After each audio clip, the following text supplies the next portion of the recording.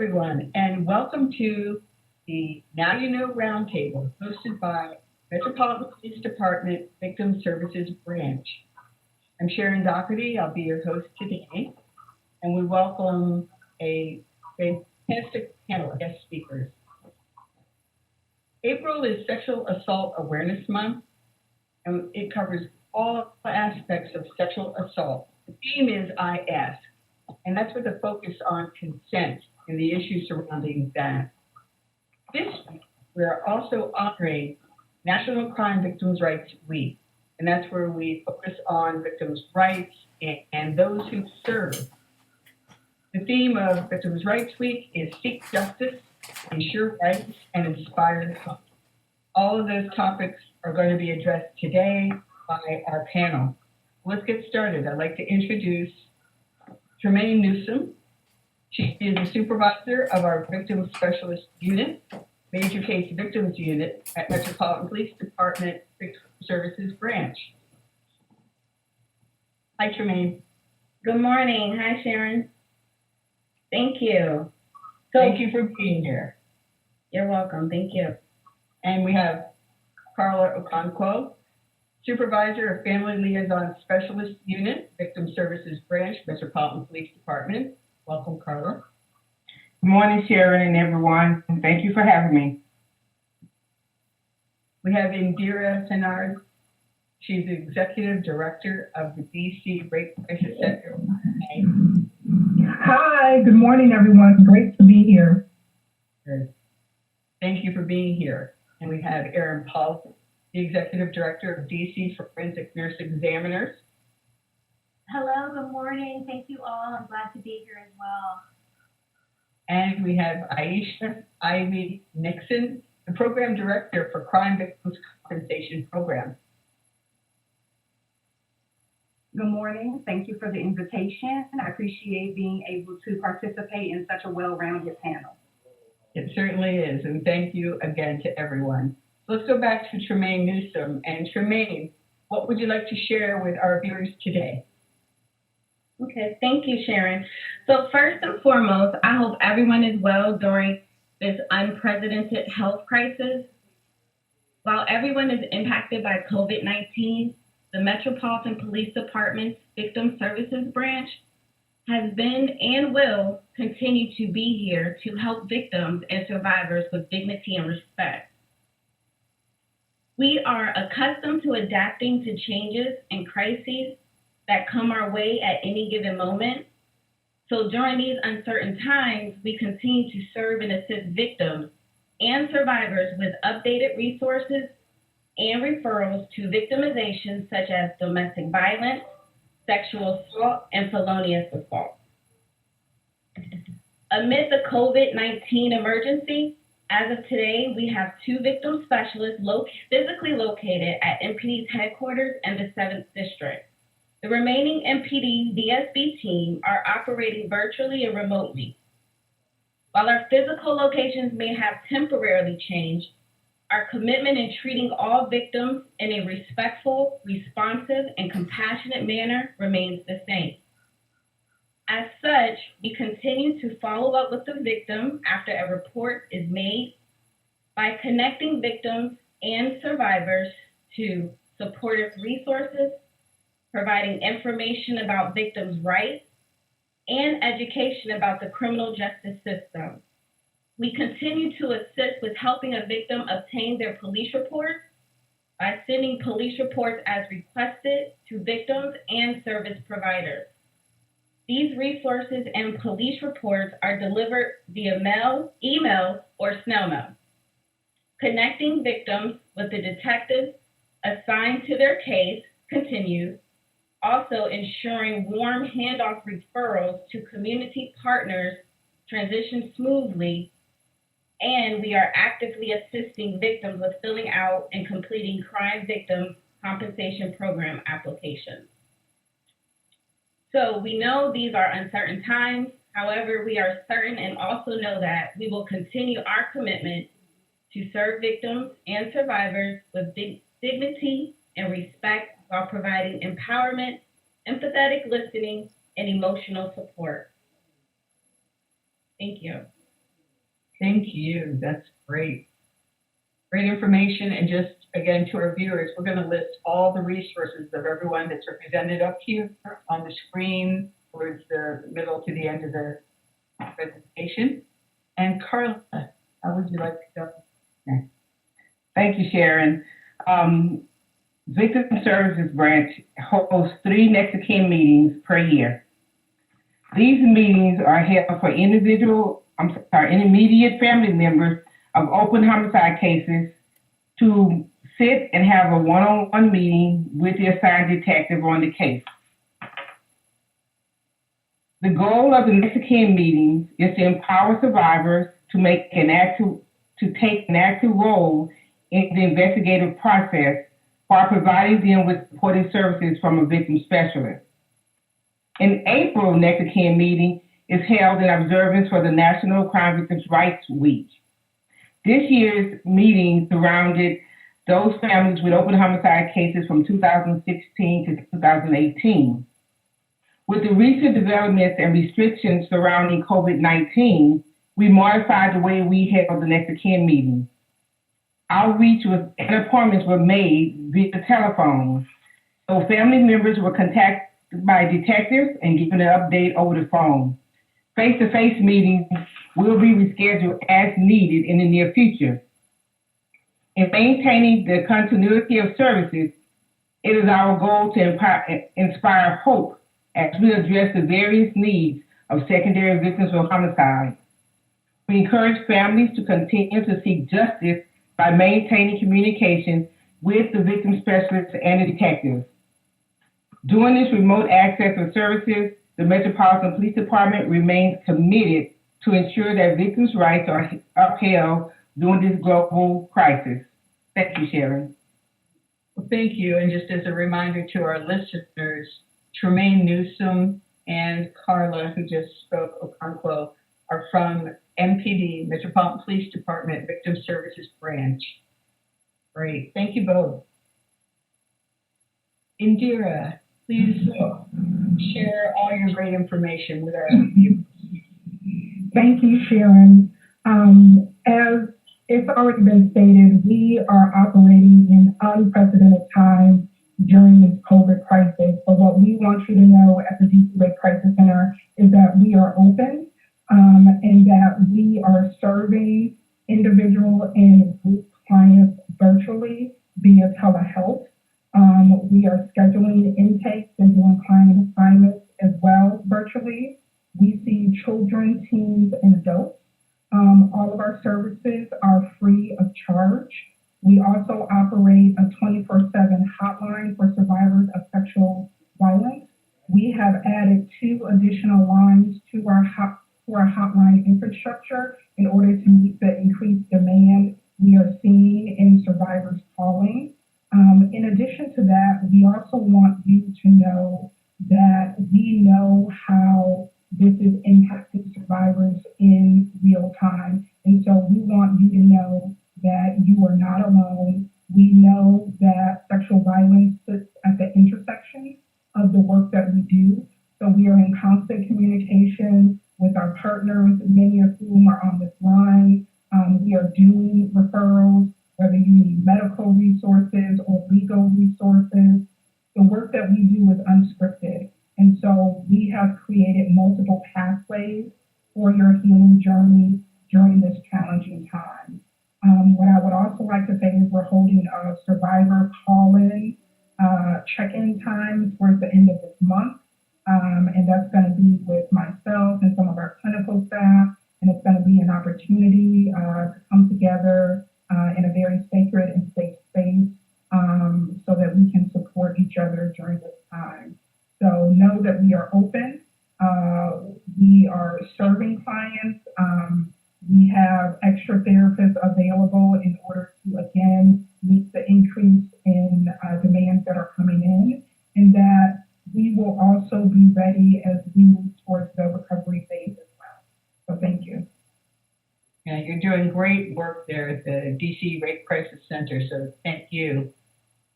Now let's go to Erin Pollitt. Please go ahead. Thank you again. So I am here representing the DC Forensic Nurse Examiners Group, and we provide 24/7 response to sexual assault and domestic violence victims in Washington, DC, adult victims. We have a team of 14 specially trained forensic nurse examiners who are available to provide physical exam, evidence collection, toxicology, and medical treatment that's specialized to the needs of each survivor. I hope that you never need our services, but if you do, some things that I would like you to know is that our services are free of charge to any survivor. In light of COVID, we have taken additional precautions to ensure the safety of our staff and our patients. Part of that includes utilizing our separate exam suite that is not in the middle of the emergency department. So that's actually not a new addition, but we do want to get that out, that we are not in the middle of the emergency department. We're taking extra precaution and measures. We have staffed multiple nurses on call each day to make sure that we are minimizing the time spent in hospital waiting rooms and minimizing the exposure of our staff and our patients.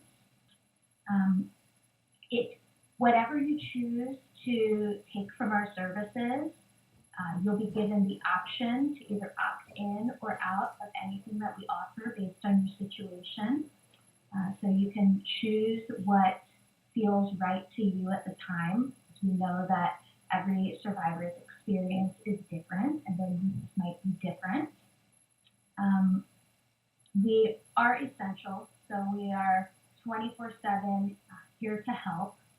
And we just want you to be comfortable, and we want you to feel like during a traumatic time in your life that we are someone who is here and we're on your side. So we're glad to be on this panel with many of our partners. We're glad to work together in the district to try and serve survivors with the respect they deserve.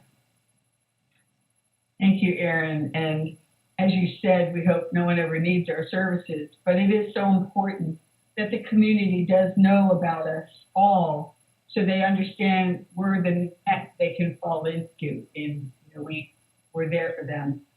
So yes, let's continue. And Aisha, your turn, you're up. Well, thank you again for allowing me to participate on this panel. And as previously stated, we are operating during really unprecedented times. But what I'd like the community to know is that the DC Crime Victims Compensation Program is still working. While we may not be physically present in the building, we are working remotely. We still have access to phones, we have access to email and our computer and case management system. So to ensure access to justice, we're still taking applications and we're still providing compensation for eligible victims of crime. Applications are generally accepted in person, by mail, and while we are physically not in the building, we're accepting those applications by email. We are also doing phone intakes if a victim or claimant does not have access to a device. We've also placed a fillable application on our website, dccourts.gov. And you will go to the Crime Victims Compensation page there. There's a fillable application that can be submitted directly to the program for review. I want to just take a couple of minutes to talk a little bit about eligibility and the types of crime, because we do serve a large number of victims who have either suffered personal injury or death in the District of Columbia.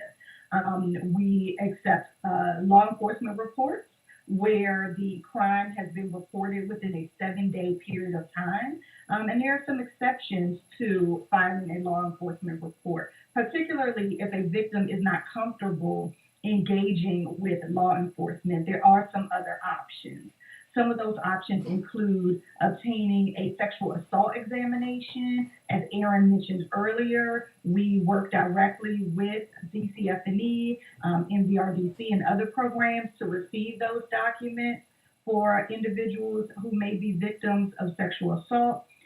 We will also take petitions for civil protection orders that are granted, either temporary protection orders or year-long civil protection orders. We can use those as proof of crime documents.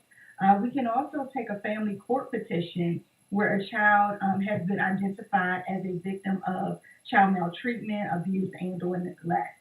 And so we try to provide a service where financial compensation is provided to innocent victims of violent crimes, where they may have some financial burdens or some needs as a result of their victimization. Some of those compensable expenses might include medical expenses, dental expenses, mental health counseling, replacement of clothing that is held as evidence by a law enforcement agency or as a part of the sexual assault examination. For homicide victims, we are assisting the family with funeral and burial expenses. So there's quite a bit that the program can do to really assist victims with these expenses. And so some of the crimes that we assist with include homicide, assault, sexual abuse, arson, burglary, and stalking. And that's just a few. The program is governed by statute and rules, so we do have to follow a bit of policy and procedure. But more than anything, what we really try to do is engage in an intake process to really determine what the needs are of the victim and then to determine how, if any, the program can assist. That's fantastic. Great information. And I really like how you were explaining the details, of course, of victim compensation, but also how all of our agencies relate to each other. Would any of the speakers like to address that or add on anything about how you relate to each other?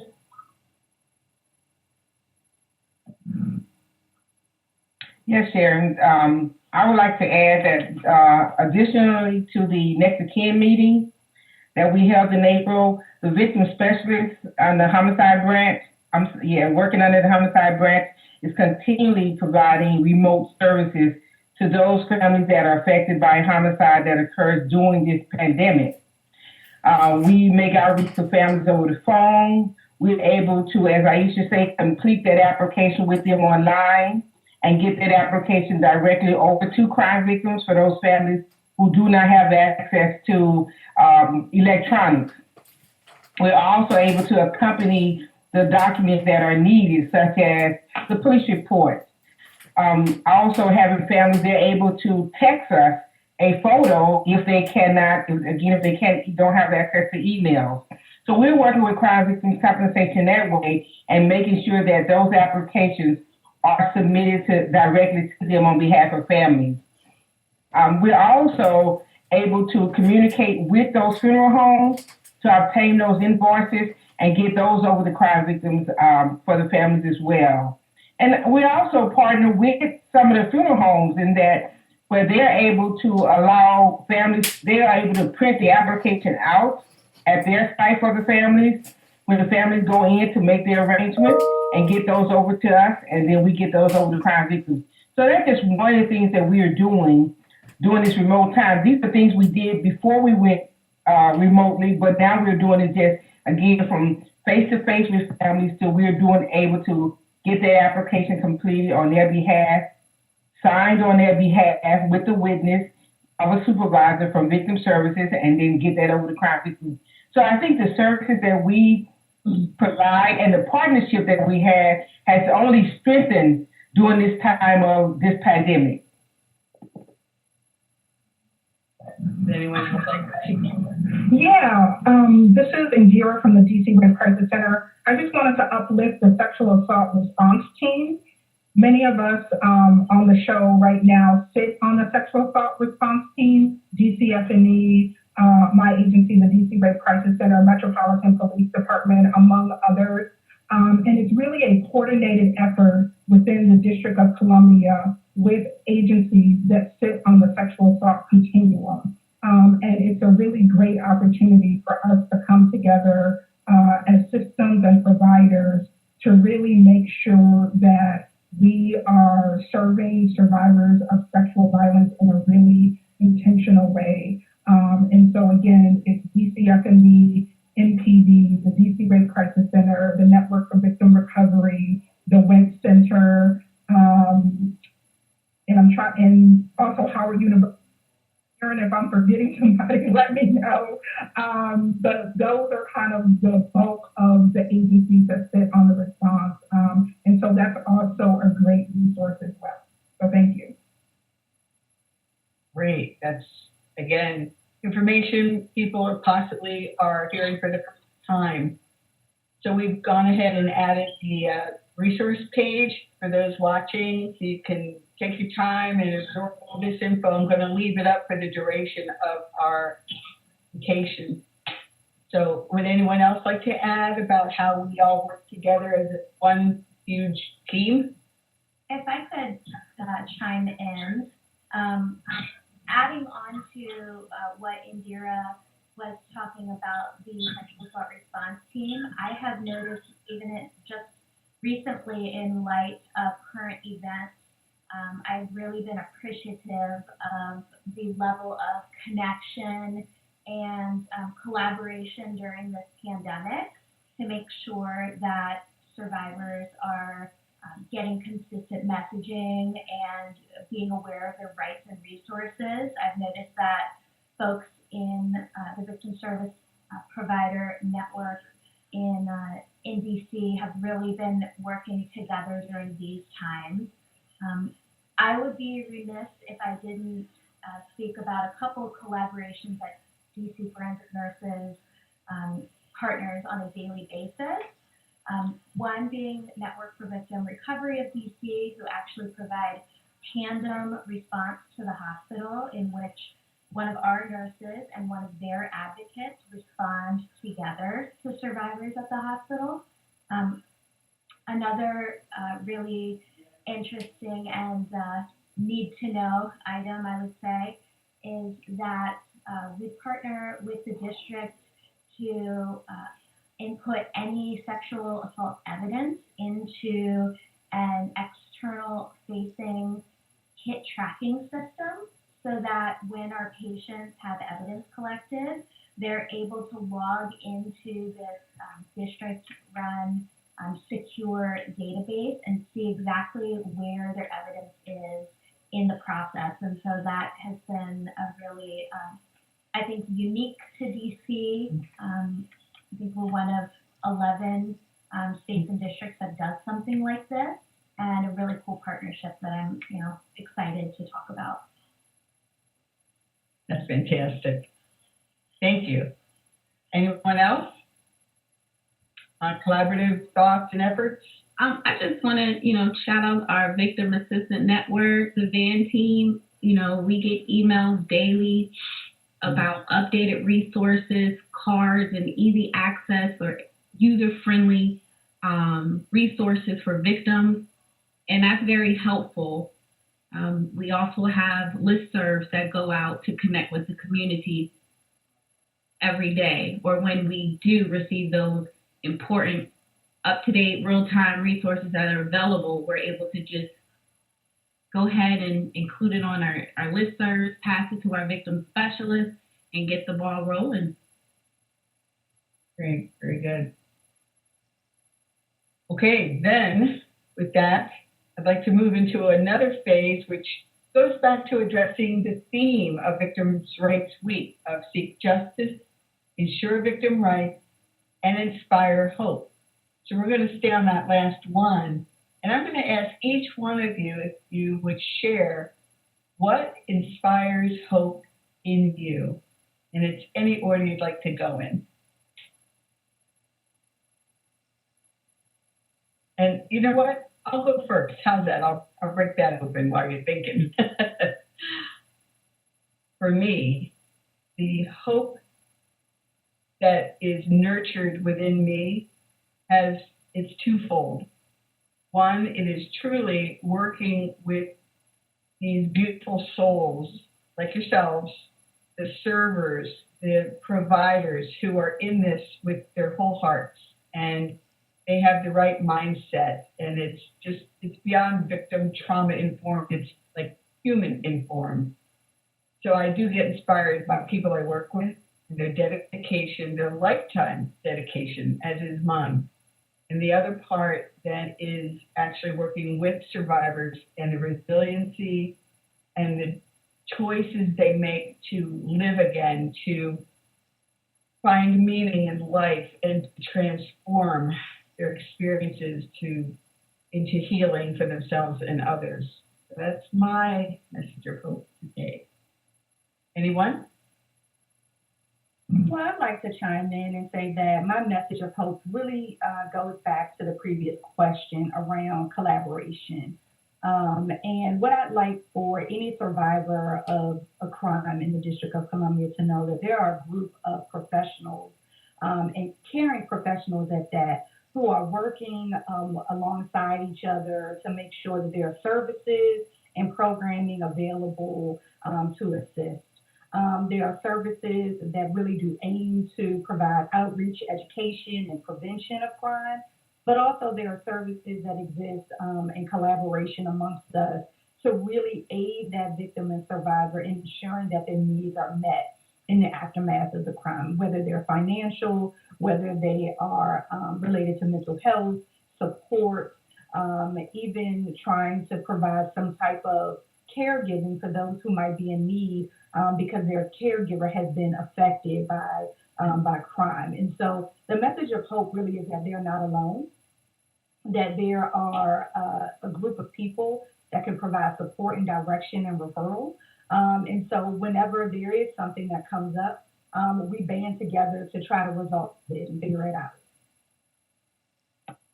Thank you, Aisha. This is Indira. I can go next.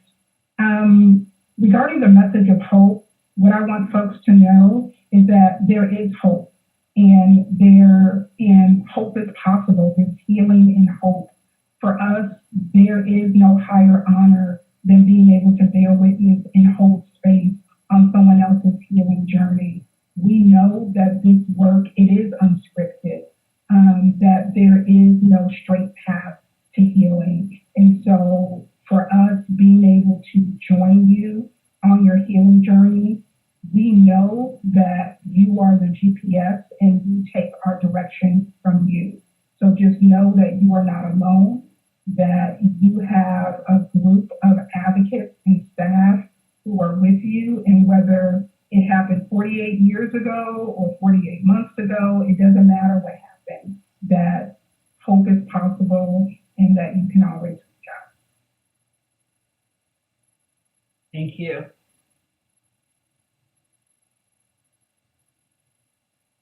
And my message of hope is that in this, we're able to provide real-time service in this era that we've never had before. And so when we're talking to families in their home, we are giving them hope that someone is still connecting with them. And I can feel from them their hope that we are not only talking about the center around the crime that may have happened, but just the fact of just checking in with them and just to see how they're doing with their families in this time. So my message of hope is that we've gone beyond the fact of providing services and resources for victims and victim-related services, but that we are just another voice. We've been an outreach for them, just another voice to just kind of say, we care. How are you doing today? So that's the hope I receive, and hopefully the hope that I'm giving out as well. That it's not just about the crime that I'm calling you. That's probably what made me call you, but I do want to know exactly how you're doing during this time and how your family is doing. Thank you. Thank you, Carla. Those are some great inspirations of hope. So my message is that just piggybacking on just our motto is that we're here to help. And no matter what, we're always open. We're here for you. And we're remaining open and humble with providing this support, and just helping anyone in need. Also, for me, I think about simplicity, just being able to be still and take joy in the simple things. I guess I can round this up. My inspiration comes from, as a nurse, my inspiration always comes from the resilience and the courage of our patients. It takes a lot for somebody to seek help after experiencing a trauma. And so I'm inspired daily just by the courage and resiliency that our patients display in a wide variety of ways. So that's always something that keeps me and my team going and coming to work every day. Wow. Thank you. Thank you all.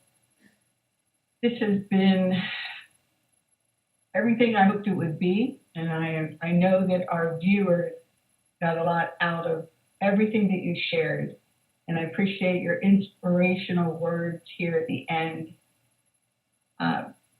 The name of this presentation is Now You Know, the Roundtable, and I'm hoping that people come away feeling like now they know.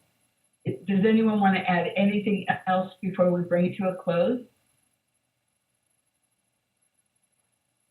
Okay, that was really fantastic, and I thank you all for attending. I'm going to let you bounce off, close out yourselves. I'm going to leave that screen available for people just a little bit longer in case they might have just logged in. And I thank you all. Stay safe, be well, and now you know. Thank you. Thank you. Thank you.